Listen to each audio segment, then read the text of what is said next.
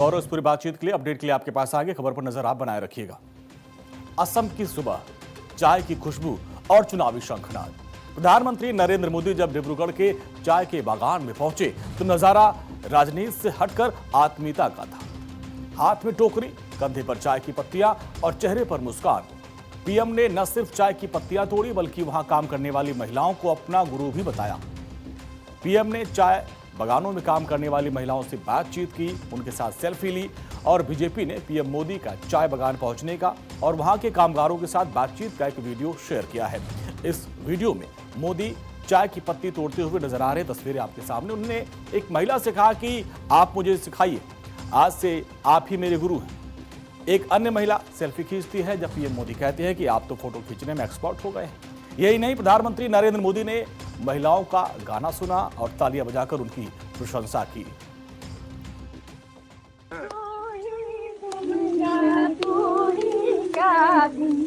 तू जगत जननी, जय जगत जननी जय माता, हम बालक कुछ नहीं जाने। लेकिन ये सिर्फ एक दौरा नहीं था, ये मिशन असम का मास्टर स्ट्रोक था। धेमाजी के गोगा मुख में जब मोदी मंच पर आए तो उन्होंने विपक्ष पर ताबड़तोड़ प्रहार किए।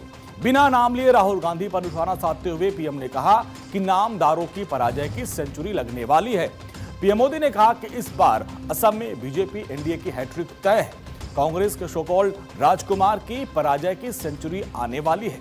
मोदी का विजन अब असम को सिर्फ चाय तक सीमित करना नहीं है, उन्होंने असम की नई पहचान चिप से जोड़ दी है। प्रधानमंत्री ने वादा किया कि आने वाले समय में दुनिया असम को उसके सेमीकंडक्टर हब के रूप में जानेगी। विश्वास है असम की जनता इस बार भी बीजेपी एनडीए को रिकॉर्ड बहुमत देने जा रही है। ये चुनाव ऐसा है, असम कांग्रेस भी अपने पराजय की हैट्रिक लगाने वाले हैं। और इतना ही नहीं, जब इस चुनाव के नतीजे आएंगे तब तक ये जो शाही परिवार के नामदार है ना, ये दिल्ली में जो एक शाही परिवार है, उस शाही परिवार के नामदार है, ये नामदार पराजय की सेंचुरी लगाने वाले हैं। साथियों, एक समय था जब दुनिया में असम की चर्चा चाय के लिए होती थी। असम यानी चाय, दुनिया भर में असम की चाय की सुवास थी। अब असम को दुनिया चाय के साथ साथ चीप से भी पहचानेगी। वो दिन दूर नहीं जब असम के सेमीकंडक्टर प्लांट से चीप का उत्पादन शुरू हो जाएगा। ये असम को आधुनिक टेक्नोलॉजी के एक बहुत बड़े हब के रूप में विकसित करेगा। असम में 9 अप्रैल को होने वाली वोटिंग से पहले सियासी पारा चढ़ता जा रहा है। हर दल, हर चेहरा और हर रणनीति अब आखिरी दौर की लड़ाई में उतर चुकी है, जहां एक एक वोट की अपनी अहमियत है, हर एक प्रतीक का अपना सियासी अर्थ है। और इसी निर्णायक समय में प्रधानमंत्री नरेंद्र मोदी का चुनावी मैदान में उतरना और डिब्रूगढ़ के चाय बागान में पहुंचकर खुद चाय की पत्तियां तोड़ना एक साधारण दृश्य नहीं था, बल्कि एक सोची समझी पॉलिटिकल स्टेप और एक बड़ा मैसेज है। असम के चुनावी रण में प्रधानमंत्री मोदी की बड़ी बात भी आपको बताते हैं। असम में परिवारवाद हावी रहा, कांग्रेस मुस्लिम लीग वाला दाव अपना रही है। असम में घुसपैठियों के कब्जे से जमीन छुड़वाएंगे। असम में संसाधनों की कोई कमी नहीं रही। असम के लोग बंदूक छोड़कर भविष्य से जुड़े। असम की पहचान चाय और चिप से होगी। असम में बहनों को डबल इंजन सरकार का लाभ मिला। प्रदेश के लिए मंगल करने वाला संकल्प पत्र आया है। कांग्रेस के राजकुमार की पराजय की सेंचुरी आने वाली है। असम में जीत की हैट्रिक लगाने आया हूं, ये बातें प्रधानमंत्री मोदी ने कही। पीएम मोदी ने भावनाओं और विकास के साथ साथ अस्मिता का भी कार्ड खेला है। उन्होंने कांग्रेस पर तुष्टीकरण का आरोप लगाते हुए कहा कि वोट बैंक के लिए गैंडों की जमीन तक को नहीं छोड़ा गया। वहीं कनेक्टिविटी के मोर्चे पर भी 18,500 करोड़ की अंडर वाटर टनल का जिक्र करके असम के भविष्य की तस्वीर को भी उन्होंने साफ कर दिया। पक्के घर का वादा, लखपति दीदी का संकल्प और मंगलवार को जारी हुआ मंगल पत्र।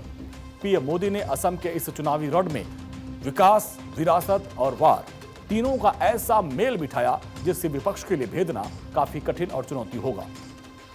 असम की गलियों में अब एक ही नारा गूंज रहा है, अब की बार एनडीए सरकार। प्रधानमंत्री मोदी ने कहा, कांग्रेस ने अपने नेताओं को भुलाया, हमने सम्मान दिलाया। पीएम मोदी ने कहा कि कांग्रेस ने भारत रत्न भूपेन हजारिका का अपमान किया।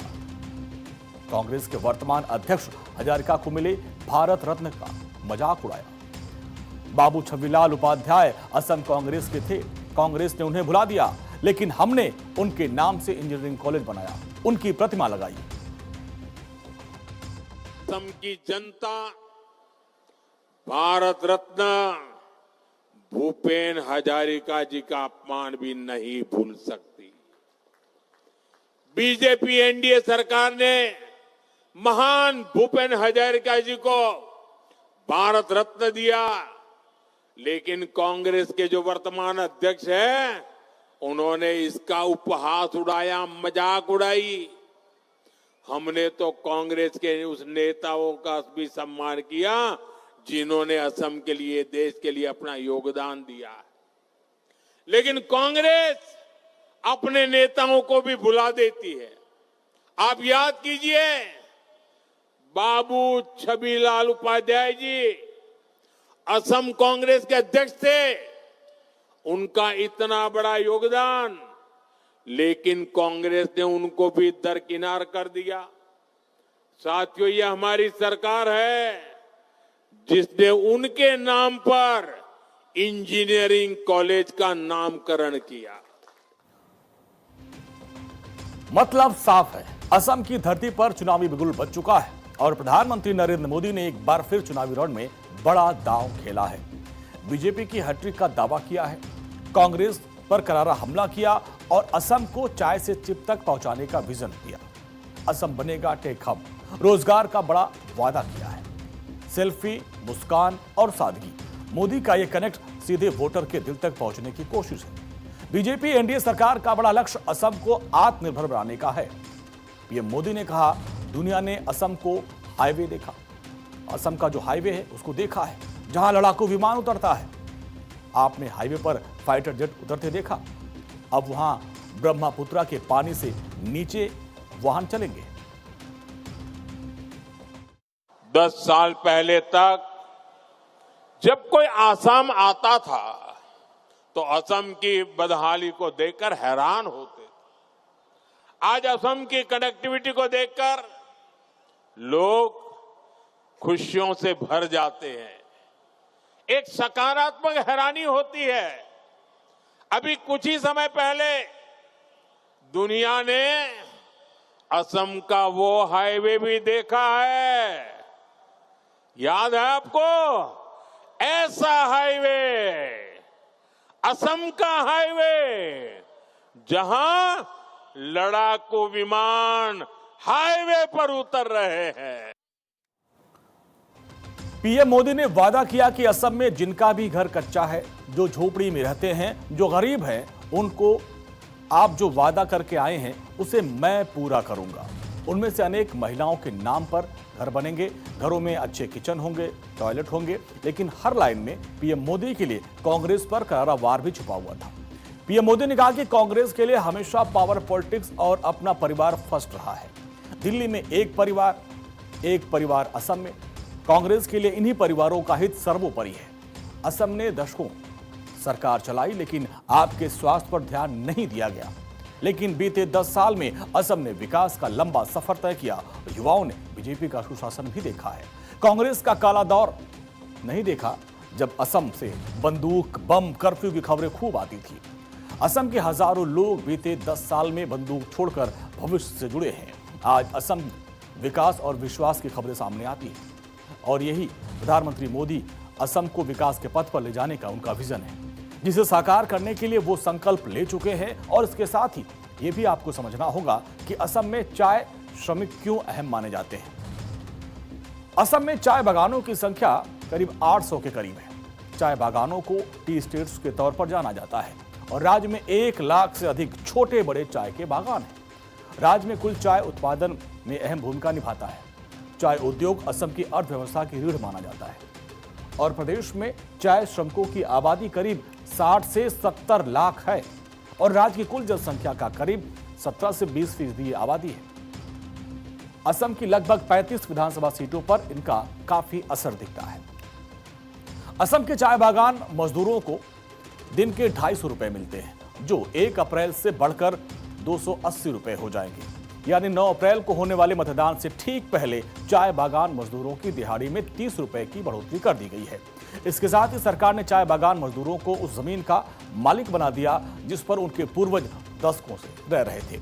मिशन वसुंधरा के तहत राज्य सरकार चाय बागान में काम करने वाले परिवारों को जमीन का पट्टा जारी कर रही है। सरकारी आंकड़ों के मुताबिक इसके तहत 760 चाय बागानों के करीब 3.5 लाख परिवारों को उस जमीन का हक मिलेगा जहां वो रह रहे हैं। मार्च के महीने में प्रधानमंत्री नरेंद्र मोदी ने लाभार्थियों को डिजिटल पट्टा वितरित किया था। और युद्ध से जुड़ी खबर, जहां पर ट्रंप के स्टेटमेंट पर IRGC की प्रतिक्रिया